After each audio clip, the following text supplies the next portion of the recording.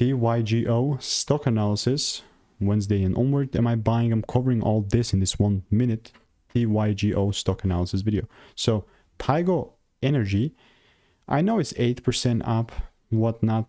People are hyping it up, but the reality, here's the reality. I'm not a big fan. I don't know if I had my even drawings before making this, but yeah, I'm not a big fan. Just hovering around $1. Not a great live, not a great way to live. Am I saying this is gonna be forever? Not necessarily, but like for right now, it's not looking good.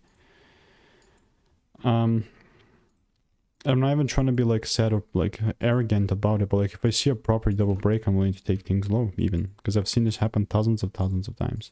I'm not even exaggerating, you know. You can see how much videos I have done. So is it reasonable? But if you want to make more money trading in a simple and new way, click the first link in the description. It's a free newsletter. So goodbye and enjoy.